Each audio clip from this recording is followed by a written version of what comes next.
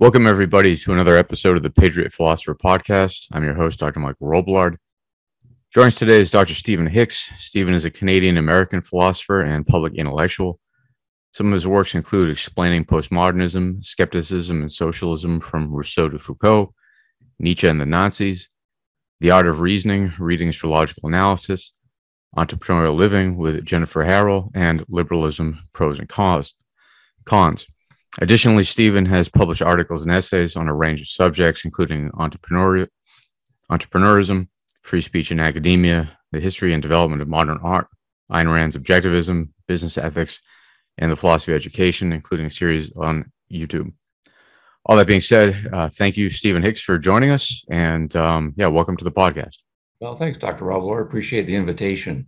I've enjoyed your writings also over the last year or so. Awesome. Great. Thank you very much. I appreciate that. So that's, a short synopsis that we gave of your background, but can you give our listeners a bit more of a background of your academic and scholarly path and how you ended up here, how you ended up becoming a public intellectual, whether that was something you envisioned or is that something you kind of ended up falling into?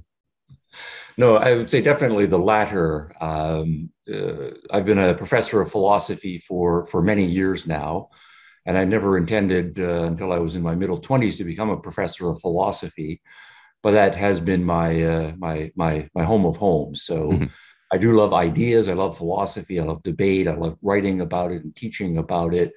But probably my happiest hours are being a library nerd and going into the books. So the public intellectual stuff has come along more recently. Dabbled here and there. Some of my writings in business ethics and on Nietzsche and the Nazis and postmodernism. I think of myself as dipping my toes into those waters as the abstract philosophical issues have some cultural and political traction. But it's only really been in the last, I would say, 5 to 7 years that that has taken up more of my time. So it wasn't something that I envisioned.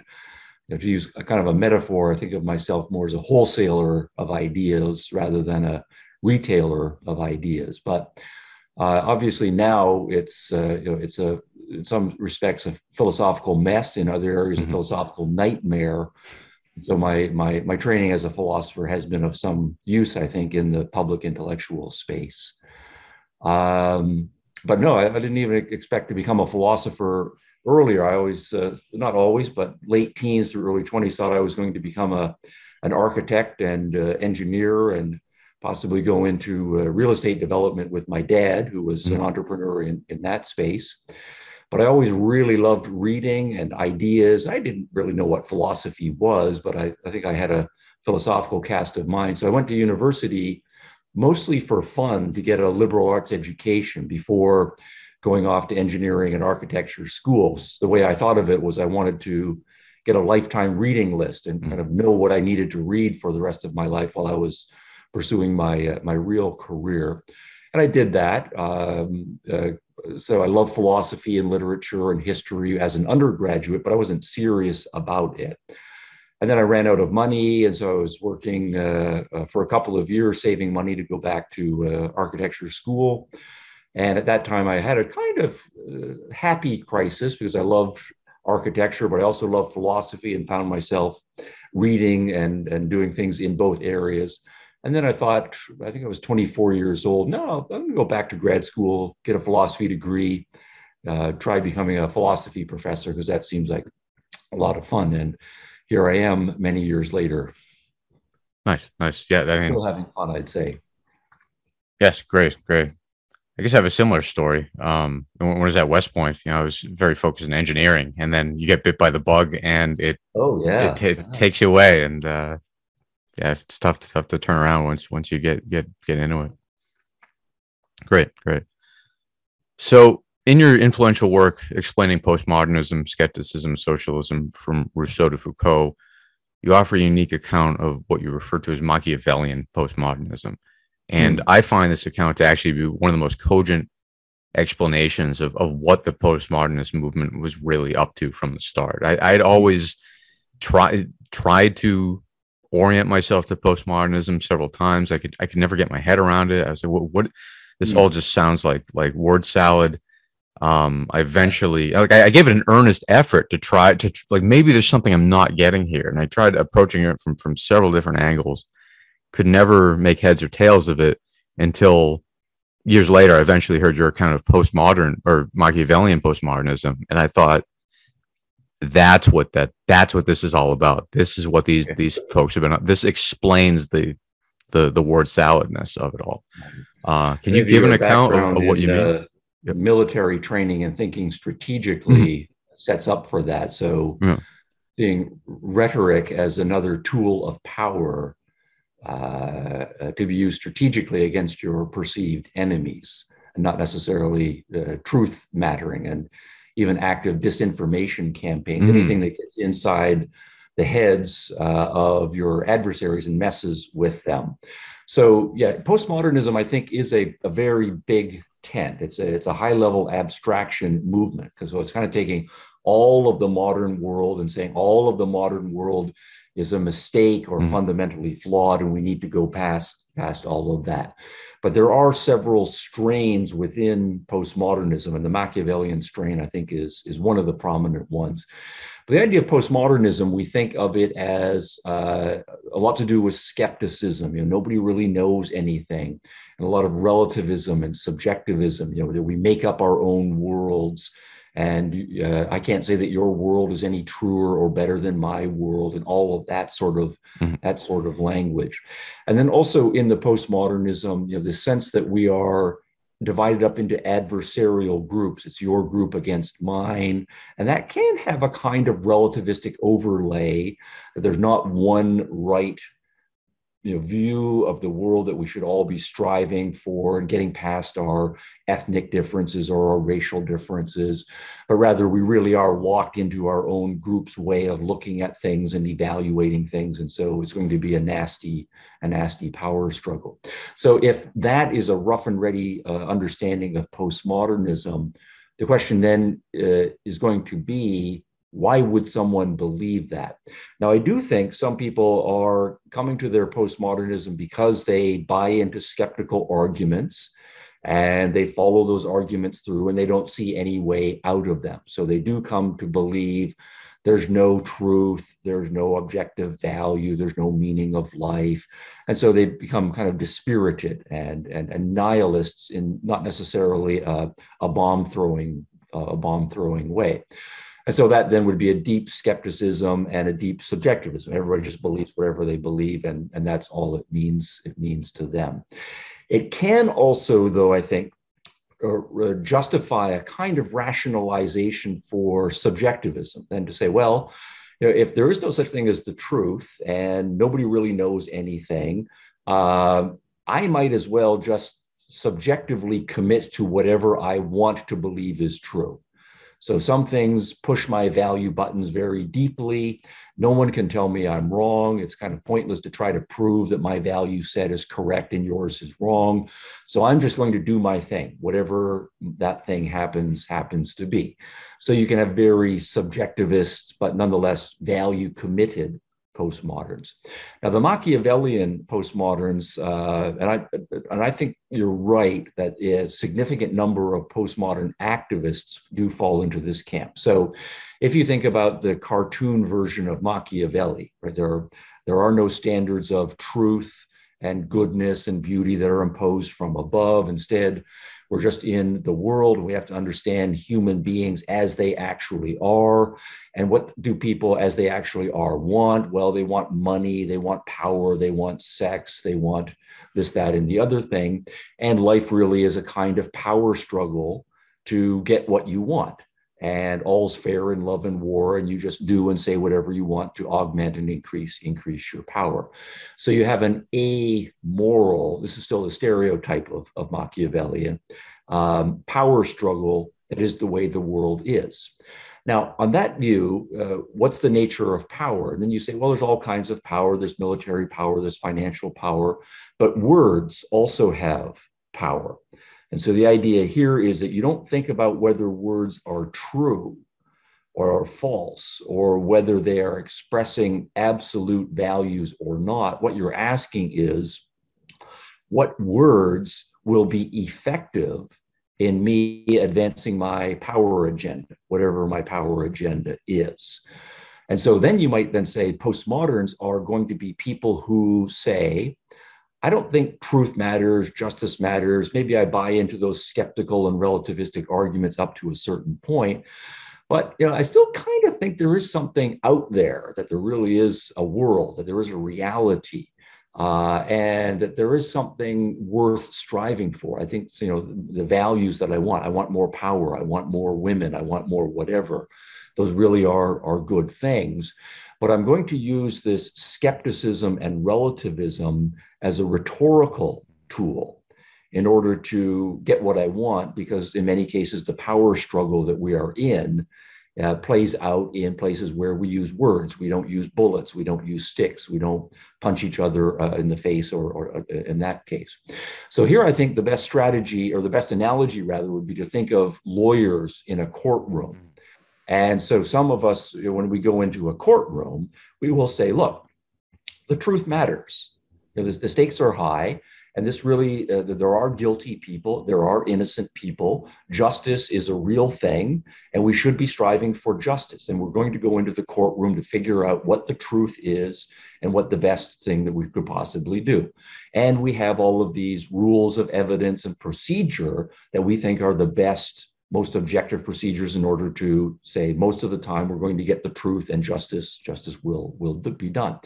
And so I'm a lawyer, and I take all of those values and all of those standards of evidence and procedures seriously as objective, and I'm going to play fair according to those procedures. Now, where those standards come from, where we get justice from, that's of course a deeper philosophical debate, but we're talking about a lawyer now who really believes that those things matter. But we're also very familiar with another kind of lawyer who says, look, the law isn't about truth. The law isn't about justice. And so I come into the law field with a very cynical, skeptical, jaded view. What the law is and what a law court is a kind of power struggle. There's your side and there's my side. And it doesn't really matter who has the better evidence. The question is, what is going to convince the jury? What is going to convince the judge? And I will say anything, and I will even make stuff up. I will use any rhetorical strategy in order to make sure I prevail in this power struggle. So is there really a truth? Well, maybe. And I'm not going to deny that there really is a truth. Are there really good values out there? Well, maybe, and I'm not going to deny that. But what I am doing is saying I am really committed to power. I want to win. I want to collect my fees for my own personal agenda purposes. And so I'm going to use these destabilizing rhetorical strategies, all of the postmodern tools and tricks in the service of my power agenda. And so that makes it Machiavellian. So, for example, I might find, this is one we're grappling with in the last couple of years in the public stage. I suppose you and I are having a debate about something or other. And along the way, you say something and I say, oh, Michael, you're just a racist for saying that. Right? Now, do I really think you're a racist? Well, I don't know. Maybe I don't have any good evidence for your being a racist or not. Is it true? I don't know. Who cares if it's true? The point is going to be, if I call you a racist, you're going to, as a decent person, suddenly be on the defensive. Mm-hmm. You're saying, what? Where is this coming from? Why would he interpret that as my being a racist? And suddenly you're messed up psychologically, and your argument is going to go off in a different direction. You're going to be very defensive, and maybe you're not going to be able to do a very good job of defending yourself. Mm-hmm. Charge. Now, I'm not making that accusation because I think it's true or false. I'm not really interested in true or falsity. I'm not actually interested in being fair or just in my characterization of you. My point is, I want to win this argument. Mm-hmm. And I'm going to say anything to win this argument. And that's a postmodern Machiavellian strategy. So one way then of saying all of the wokeists and the advocates of political correctness, they will deploy all of this language of subjectivism and relativism and skepticism and so on. And they will throw out all sorts of rhetorical strategies. You're a sexist, you mm-hmm. don't care about the poor or whatever. but they don't really believe those things. They're just using them as a tool against you in this adversarial power struggle. Mm-hmm. Good. So that brings up a question that just came to mind is how self-aware or sincere do you think folks that employ these tactics are in the moment? Because I feel like sometimes maybe the architect, Foucault is saying whatever, all discourse is a set of power blocks and power relations or whatever. Yeah. I mean, those folks I could say seem to be self-aware, but the inheritors of this tradition, I'm thinking like screaming students that at one hand they'll be making an argument and then you'll say you just contradicted yourself, and then they'll toggle and go, well, so much for logic's a construction of colonialism or construction. Yeah. And I wondered to what degree are these folks self-aware that they are employing these methods? Well, I would say it comes in all degrees. I think you will have some who are entirely self-aware, and they will be well-versed in skepticism and subjectivism, and they are true believers, so to speak, in that. There are going to be those like the Machiavellians who will say, I'm just using this as a rhetorical strategy. Now, I can't tell you that I'm using it as a rhetorical strategy because that defeats the purpose of it, but that that's how they're doing so. And Foucault does argue this way quite consistently. And many times, you can read people who are strategists of the movement. They will explicitly say, use ad hominem, use muddying the waters and all of the logical fallacies. We know that they're logical fallacies, but we at the same time, we also know that they push people's psychological buttons, and that's the important thing. When you start talking about students and activists, I think it's much harder to say, and you have to get to know them individually. On the one hand, you want to say, university students are typically pretty smart and they've read some stuff. At the same time, you want to cut them a lot of slack because they're still 20-year-old kids, and 20-year-old kids often are immature emotionally in various ways, immature intellectually in various ways. And we know it's possible for them to get swept up in any sort of religious or political worldview and in the frenzy of that, lose their way and just resort to whatever rhetorical strategy. So I would say probably it's the same thing, though. You have to read the intellectuals a lot. And in many cases, you get a sense that there's an agenda behind what they're formally saying. And sometimes they will come out and tell you what the agenda is. And the same thing is true with students. You'd have to get to know an individual student pretty well to know whether this person is just, an emotionalist or just an ideologist, or whether this is a strategist or just someone who's caught up in the moment and doesn't really know what they're doing. Makes sense. So as an analytic philosopher, I was always told, the selling point of analytic philosophy, as opposed to the postmodernists or maybe the continentals, which is still a broader canopy, was that the analytics were about armchair first principles, and the postmodernists were soundly defeated by the Sokal hoax in the late 80s, early 90s, and we can just move on, and that stuff's been banished to the margins of the lit crit department, and they were humiliated with the Sokal hoax, and that was that.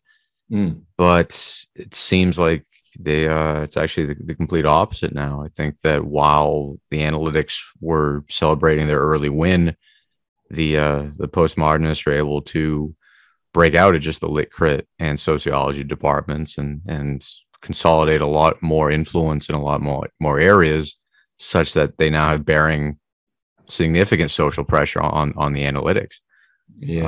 So with especially the present woke takeover that seems to have happened within academia and quite aggressively in the last 5 years. So on your account, have the postmodernists won? Has Gramsci's long march through the institutions, or at least through the academic institution, been complete? Yeah. Well, there's a lot packed into that question. Yeah. First, the Sokal hoax. So Alan Sokal is a physicist, and he's a guy on the left, but he's a realist. There's reality, and math and scientific method is the way we come to know it. So he was disgusted by his political fellow travelers on the left who were deploying postmodernism, and so the hoax was to write an article allegedly showing that quantum mechanics supports the latest, postmodern, politically correct, right, outcomes at the moment. And it was published in a prestigious postmodern journal. And so he then revealed that it was all garbage, word salad on the physics part, and clearly it had just been published for the political mileage that could get out of that. So, that's a brilliant hoax, and it's great. And there have been any number of hoaxes along the years. James Lindsay and Peter Boghossian, Alan Pluckrose, so doing the same sort of thing. And those of us who are readers of these things, it is often hard to tell which articles were published genuinely and which ones read like hoaxes. But yes, it does defeat postmodernism if you are a person who takes logic and reality seriously. And so I think from the analytic philosophy perspective, their axioms are that we are analyzing concepts, we're analyzing language, we're analyzing logic, foundations of math, and so on. And anytime you have a blatant contradiction, that shows you that your position is faulty, and you need to do some soul searching and serious analysis to find out where the contradiction comes from and resolve it in some way. So yes, I think that does show that postmodernism is illogical, it's contradictory, it's a skeptical dead end. But I think what it also then shows is this is the middle part of your question, is that if you have a group of people, though, who are not committed to logic, to analysis, to resolving contradictions, they will continue down their subjectivistic path and still try to, through non-logical methods, ensconce themselves in the institutions that they think are going to be important. So I think it is true that while all of the major arguments that the postmoderns and the wokeists ultimately use were developed within philosophy, philosophy as a profession came to see them as a dead end. And then philosophy did start to move on in other healthier directions. But at the same time, those arguments philosophically did get imported by academics in other fields, in English literature, in all of the ethnic studies and the feminist studies and so forth, all of the interdisciplinary departments that were set up, and in some of the professional schools, so in law schools, in education schools as well. And there they had a certain amount of traction. And the cynical argument would be to say, these arguments, the philosophers moved past them, but people who are sort of philosophically savvy enough to understand the arguments but not to move past them will apply them in their fields. Many of them will be in their fields because they have a value agenda or an ideological agenda, and they find those arguments useful to support their ideological agenda. So they get ensconced there. Now, at this point, it becomes, I think, a thesis not about philosophy, but about psychology and academic sociology. So why does it, do those arguments have the most traction in those fields? And I think the explanations would be that those are the less intellectually rigorous fields. They're softer. The standards are lower, and so it's easier for people to get away with nonsense in those fields. And so second-rate and third-rate academics who nonetheless want to build a career, they will gravitate away from the really hard fields and into the softer fields, and they will find postmodern mumbo jumbo is useful for maintaining their careers. Or they just are ideologists by the time they go into their academic careers. They go into that career because they have an agenda that they want to promote, and they will use the postmodernism there. And we do have to say that they have been extraordinarily effective. I think the language is a bit strong. I don't think they've won. I think they have done a lot of damage. That basically from, I would say, the 1990s through about 2015, that's 25 years. That's basically a generation. They were operating in the dark. that they were able to just do whatever they want. The rest of the academic world was largely complacent. We're not too worried about ideology. We've won the Cold War. Some sort of classical liberalism and democratic decency is going to prevail.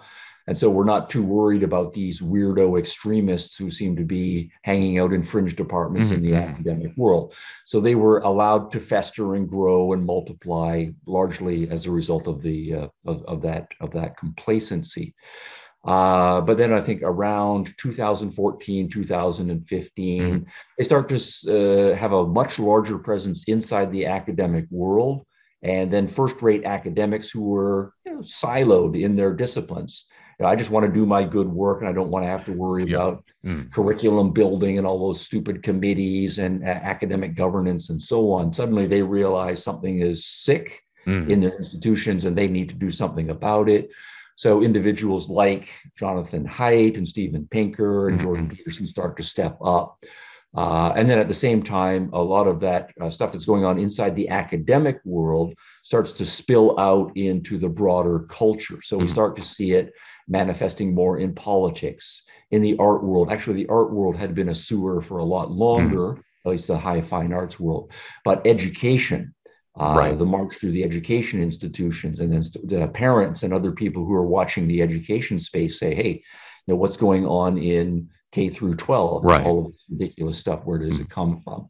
So at that point, then people start to, the broader public, the thinking public and people care, see that this stuff is happening. And so what's going on in our political space? What's going on in legal space? What's going on in education and art and so on? And then they start to investigate, and all of the roads point them back to the same sick stuff that was going on in the academic departments, and people start to get self-educated about postmodernism and all of its offshoots. So I don't think the battle is lost by a long stretch. I think the battle has been joined for the last 5 or 6 years. And I'm cautiously optimistic, actually, that now first-rate people in the broad mass of the thinking public are aware, at least, that they have a battle on their hands, and they're getting up to speed on what those issues are. That we will, it'll be an unpleasant debate, but I think at least the debate will be joined. And I think we've got a lot of intellectual resources to combat it. Good. That's a good thing to hear. I'm glad you said that. It's a point of optimism here. So folks that you just mentioned, folks like Jordan Peterson, Jonathan Haidt, they've championed free speech, reasoned debate, basically the tenets of classical liberalism as the antidote to this pernicious far left wokeism and sort of the elements that we just talked about. But that being said, how does one persuade someone in a debate or engage someone in a mutually reciprocal discussion when these folks, they've already been convinced, or they've already convinced themselves, that the very things like dialogue, truth, logic, evidence, validity, argumentation, polite civil discourse, etc., are all just expressions of power and systems of oppression? I mean, what does one do in the face of that? Yeah. Well, it's interesting that postmodernists don't engage in formal debates. A lot of these folks they'll intentionally say that's giving legitimacy to the oppressors or something. Yeah, and then you can say, all right, fine. So that might be that they really believe that they believe it's an ugly power struggle, and they're not even going to pretend that reasoning and logical debate are legitimate tactics. And that already says something about it. I think the more likely explanation is that this really is a cover for fear. Stepping up in public and engaging in a debate on an equal platform is an act of courage at the best of times. And many people are just not up to that task. But I think in your heart of hearts, if you know that you're an ideologist and you're really just interested in indoctrinating people and doing all kinds of illegitimate rhetorical tricks, that anytime you step onto a public stage with an intelligent person and an intelligent audience, you're going to come across looking exactly like what you are, which is a manipulator and an ideologue. So they back away from the formal challenge. So the way it happens is that you will get into debates and discussions on informal platforms, and then your question, I think, has huge traction because suddenly you realize you're with someone who's fighting dirty, that they're not going to follow a train of argument. They're not going to be bothered by inconsistencies. They make up facts. They do all sorts of dirty things. So what I would say is immediately lower your expectations. If you are dealing with someone like that, you're not going to convince this person. This person already is a lost cause. So what I would say is either don't waste your time and just get on with your life, go do something healthy, or use this person as a learning strategy to say, I'm going to engage in a debate with them. I'm going to practice my arguments and facts, and I'm going to listen to whatever points they make. But I'm going to practice recognizing ad hominem arguments when they come up, or recognizing diversions and so forth when they come up, and train my mind to spot, well, wait a second, you just said this 2 minutes ago, and now you're saying this. That seems to be a logical consistency. And that can be a useful rhetorical training for your own mind and a good part of your ongoing education. More likely, I would say, particularly if you are in a context where there are younger people around or other reasonable, open-minded people, engage in the discussion and debate with this person, but see these other people as your real audience. So younger people also are going to be confused by what's going on in this postmodern workist world. And so make your points as a reasonable, thoughtful, decent human being, and that will communicate, because if you're making good points and good arguments, then those points will be registered by the people you're really speaking to. And the other person, when they make an ad hominem argument, you point, that's an ad hominem argument. You're not attacking the position, you're attacking the person, or that's a diversion. Remember, we're talking about this point. We're not supposed to be going off on this red herring or side path, and that also will be instructional and educational for your audience. So that's how I would approach it. Right. Good. I think that's correct. I think that's the reasonable approach. I think particularly for people in our American audience, I just had a thought that came to mind though. Is your bio, it says you're Canadian American, and if I understand the implications of Bill C16 in Canada, which is now codified into law, what does that debate now look like? Where the implication of, quote, misgendering somebody, the actual unpacking of, perhaps the trying to define what is a man or what is a woman, or what do we mean by gender, or beginning to push on some of these definitional points within a dialogue might spell actual legal penalty. Right. Any thoughts on that? Well, yeah, lots of thoughts. I mean, that's a Canada is an important country in the sense that it is one of the nations that has a deserved reputation for decency and civility, and generally being an open and tolerant society. So in this case, it is an overt use of political force to shut down certain expressions, to shut down certain debates, and to mandate certain forms of other expressions. And that is a marked step away from civility. So the idea of a decent nation and a decent culture is to say, yes, we're going to have lots of debates and discussions about all sorts of things, but we're going to sort them out the way civilized human beings do. We're not going to, we're going to have discussion. And if your preferred pronoun is this as opposed to that, then the way civilized people do that is to say, you request that someone address you by this pronoun, right? Or there's lots of examples of this. Maybe when I was a kid, I was called Steve or Stevie, right? And now I become an adult and I say, I don't want to be called Stevie anymore. Please call me Stephen, because I want to be an adult person. Go ahead. So, could somebody politely request back? I'd rather not, because I think there's a right, severe. Sure. I think a lot of people conflate proper names with indexical terms like pronouns, and pronouns that then indexicals imply a far more networked set of sure, absolutely. Yeah. So the proper name is a narrower example when they're broader phenomenon. But the point I'm getting to is just the way civilized human beings do these things is by making a request in a social context. And if the other person is a decent civil person, they will understand the reason for your request. And if it's a reasonable request, they will say, well, of course, I will start calling you Stephen instead of Stevie. Yep. And if I'm transgender and I don't want to be called him anymore, I prefer to call he, then to the extent that you're going to be dealing with me, then you should be able to make your judgment about whether my request is reasonable or not. And chances are in most social contexts, you're going to say, yeah, I'm fine with doing that.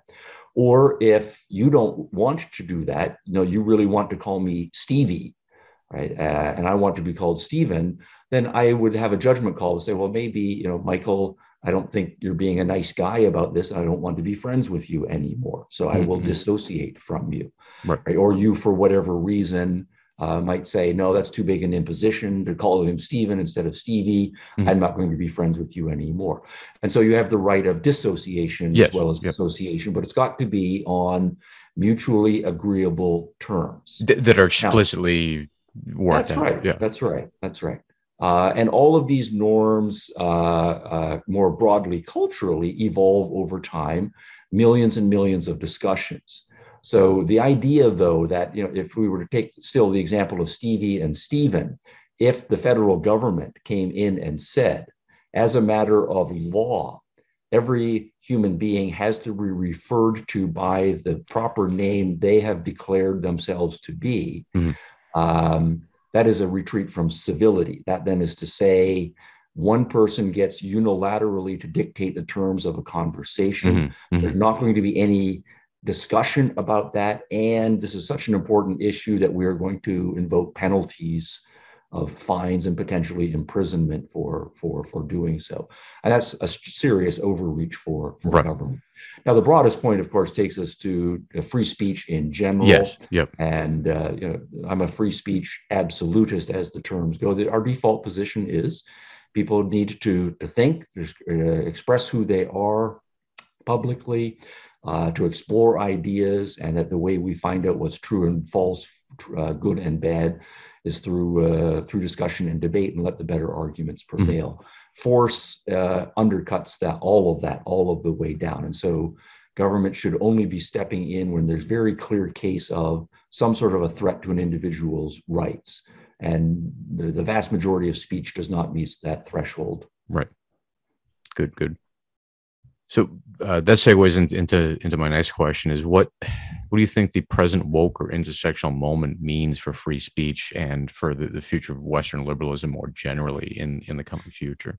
Yeah, well, in one sense, I'm not too worried about it, because the entire history of liberalism is fighting against various forms of censorship and various forms of authoritarian controls. And liberalism is robust. And in the last 300 years, pushing 400 years now, liberalism has mounted its own challenges against authoritarianism and censorship and prevailed. And it has a very strong track record of once it is challenged by new forms of authoritarianism that come along, of rising to the challenge and defeating it. So I think the wrong way to think about liberalism is that it's a once and for all debate, that we win the debate and everybody is a free speech principled person and we can just go on automatic pilot. I think the way it actually works is every generation there's a new issue or a new set of issues that challenges liberalism. And this time, we've been kind of complacent and the authoritarians are now institutionalized, but we've got good arguments. We've got millions of decent people out there. And I think we can push back and win. So, we might have said 300 years ago, it's against religious forms of authoritarianism and all of the blasphemy laws. And then it's being able to talk about sexuality. It's being able to criticize the government generically. It's being able to talk freely in the artistic realm, or its various scientific hypotheses. So in our generation, we're having the debates about, for example, transgenderism, and that's our particular issue. But I think we can win this one too. Good. Another good thing to hear. So other folks have not been so optimistic. So recently, Catholic, I guess, post-liberal thinker Patrick at Notre Dame, along with others post-liberal integralist thinkers like Adrian Vermeule, Gladden Papin, Sohrab Ahmari, they've argued that the foundational presuppositions of classical liberalism themselves, this is more Deneen than those other folks, have logically taken us to this moment of woke far left illiberalism and intolerance in academia and beyond. Yeah. And so their response is that we need to move to, I guess, like a kind of right-wing statism to combat the left-wing statism. Do you agree with their assessments? I mean, I think I know what your answer is, but why or why not, and what's the classical liberal response to such a view? Yeah.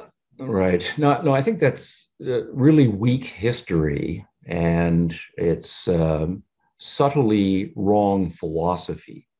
There is, I think this is not a recent position. There's a kind of a long-standing tradition of kind of religious conservatism, particularly when it's politicized, with its implications for some sort of religious conservatism being the ruling ideology and enforced by political means.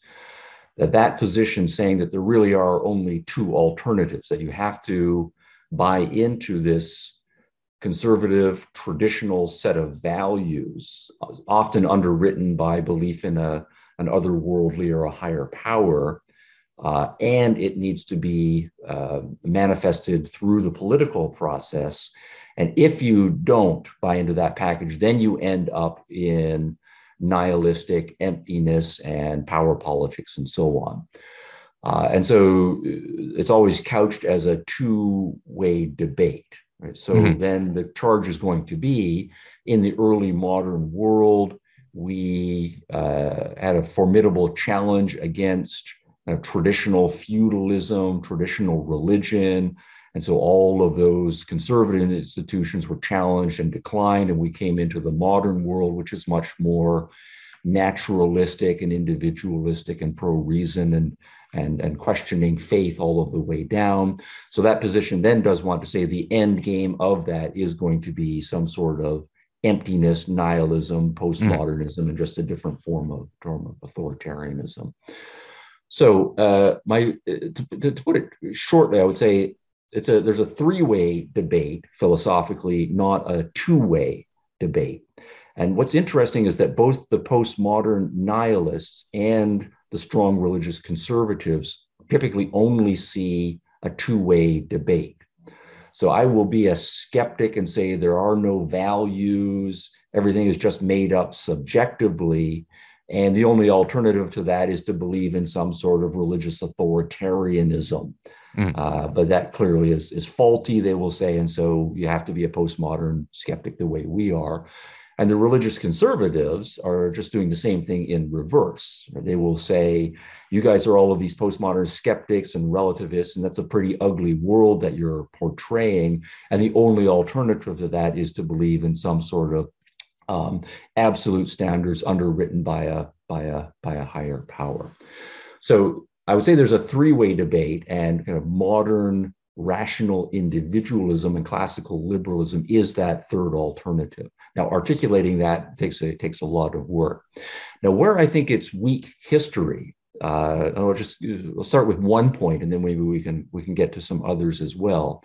Is if you just you look at the history of modernism, so then you say, all right, crudely we had pre-modern feudalism, hierarchy, traditional values, et cetera, and then we get into the modern world, and all of that gets challenged. It gets challenged scientifically. The faith gets challenged and it gets replaced by empiricism and math and scientific method. And the idea that you're born into a class gets challenged by a kind of robust individuality, that individuals should be free to go wherever they want. And then the modern world kind of overturns all of those pre-modern institutions, and the modern world comes along. And then we say, fine, we march to our generation, and suddenly we're into all of this postmodern nihilism and skepticism and so on. Where did it come from? So I think the position, though, to say that postmodernism comes out of modernism as its dead end runs into some pretty big problems, because if you take, for example, one of the main points about the modernism has been its individualism. So just focus on the theme of individualism, individual right to life. Your life is yours, right? You don't belong to the king or to the aristocratic class. Your individual right to liberty. Right? As an individual, you are self-responsible and you can choose whatever path you want in life instead of being constrained by various classes. And we extend this individualism to slaves, to women, right, and so forth. So it's a very robust individualism all the way down. And the idea of individual pursuit of happiness, you have the right to pursuit of happiness. Right? You're not a servant, and that you have a whole bunch of unchosen obligations and duties, and you're just here to do what other people in society have. So if you take that individualism as a defining principle of modernity, and I think that's a fair point to make. You think of John Locke on religious toleration. Each individual has to be the final court of appeal with respect to his own conscience, as well as all of the other individualistic things that come out of that. Now, the challenge to that individualism that generates postmodernism, two generations, comes from people starting in the 1700s who are explicitly anti-individualistic. So the forerunners of all of those postmoderns are people like Rousseau, who is a counter-Enlightenment, counter-individualistic thinker. He's not an old-fashioned, pre-modern religious conservative by any stretch. He is a part of the modern world, but he's anti-individualistic. And then you jump a generation, say to someone like Hegel, who becomes extraordinarily important. Again, he's not an old-fashioned religious conservative and so on, but he is anti-individualistic. You take someone like Karl Marx in the next generation. Again, he's an atheist. He's not conservative. He's a radical. He wants to bomb everything and make a brand new society. But he is anti-individualistic. You take someone like Heidegger, again, jumping a couple of generations, and now we're into the 20th century. He's not an old-fashioned conservative again, but he's anti-individualistic, and arguing that we have to embrace, our Dasein needs to embrace our collective being and surrender to the Volk that we happen to be a part of. So the point here is going to be that we have a very different third strain historically working itself out. It is anti-individualistic collectivists of various sorts. And those are the people who are generating postmodernism. And so I think it's not accidental when we say, for example, identity politics and wokeism. When we look at what's going on there, it's all thoroughly collectivistic. Yes. Right? You are totally constructed by your social group memberships, and they are in adversarial relationship to other group memberships. That is anti-individualistic, right, all the way through. So I think the better reading is to say we've had a three-way debate. There is this older, traditional, religiously underwritten conservatism, and there is postmodern, skeptical collectivism. But the third alternative is modernistic, rational individualism. And it's a three-way debate that's going on. And it's incorrect to say that the individualism generated its direct opposite, unless you're some sort of Hegelian dialectic, right. Which the traditional conservatives are not. Now, I think that's one point to start with. There's others we can explore. So that's why I would say it's a three-way debate, not a two-way debate, the way the individuals you cited typically want to cast it. And just as a matter of the historical intellectual history, it's weak. Right. So, okay, good. What if they recast it in terms of just a pragmatic debate? If they just said, look, classical liberalism isn't doing too well. You know, the drag queen story hour is now rampant in public schools. The Bill C16 succeeded. How, that doesn't look like things are doing too well. What we need is a thick throne and altar, response. The thick right wing statism to counter the thick left wing statism. Well, of course, we can argue that. I would say if you look at the track record of traditional religious conservatisms around the world, they're not doing too well either. Right? So you might have your particular version of right-wing religious conservatism. There's lots of them all over the world, and they're pretty ugly when you look at the details. So on the pragmatics, we can start citing evidence. So I would say, for sure, in some cultural sectors, the classical liberals have retreated significantly, and they have been captured by postmodern skeptics. If we also look at the track record of classical liberals, it's been a resounding success. I would say much of the world that we are living in still is flourishing classical liberalism. All of the science, all of the technology, all of the genuine advances of democratic republicanism around the world, all of the great increases in individual freedoms. So there have been great successes. Now, I do think it's correct to say that without an adequate and a much better philosophical response from the classical liberals, they will continue to lose ground on all of these cultural debates. Now, the pragmatics, I think, is very interesting, because then immediately what we would have to do is say culture is this very big thing. And pretty quickly, we would be dividing it into different cultural sectors: science, art, technology, education, politics, et cetera, et cetera. And then we would have to have a lot of pretty good empirics to say who's prevailing and who's not prevailing in these different cultural sectors. And granted that we are losing ground on some of them, I don't think the fight is over by a long stretch. But philosophically, I don't think going back to the supposed good old days of religious conservatism is the way to go. Right. Good. So as we're wrapping things up, two more quick questions.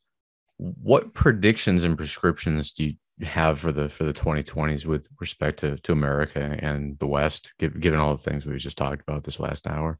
Yeah. Well, I think the most important prescription is one that most people are following now, that we need to pay a lot better attention to what's going on in the education space.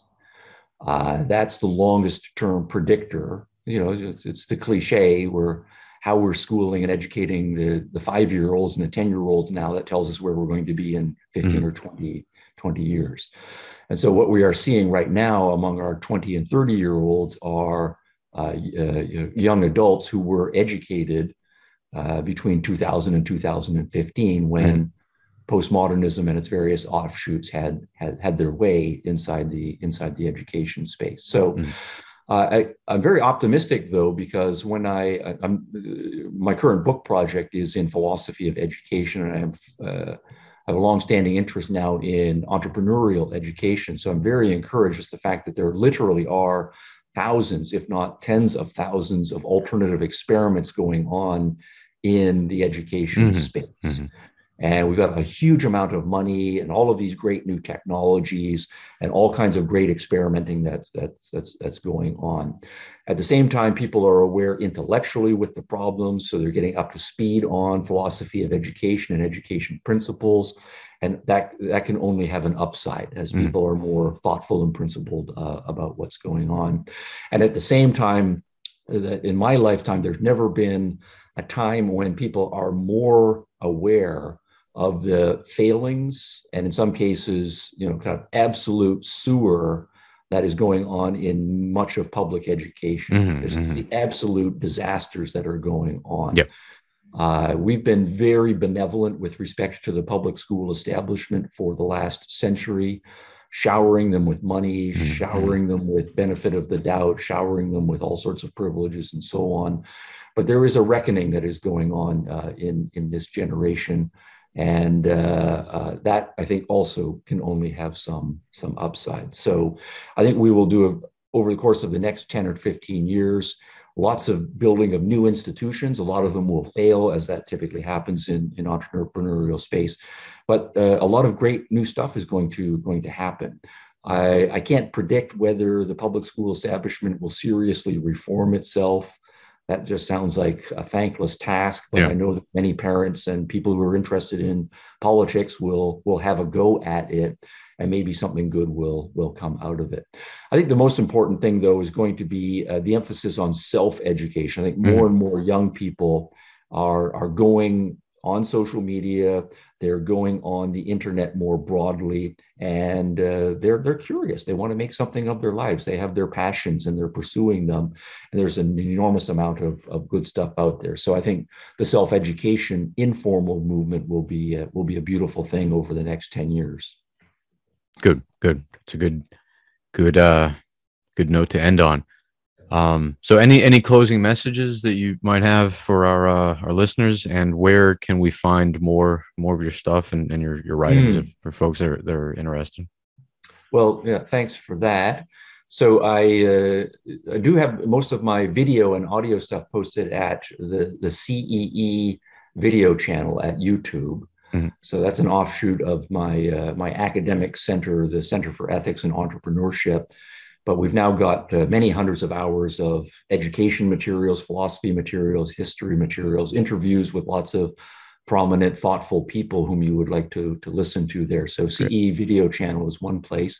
I also have my own website, stephenhicks.org, where I post on whatever I'm thinking about that day, as well as all of my course materials, and all of my intellectual articles are posted there as well. So thanks for allowing the self-promotion. Oh, yeah. And yeah, by all means.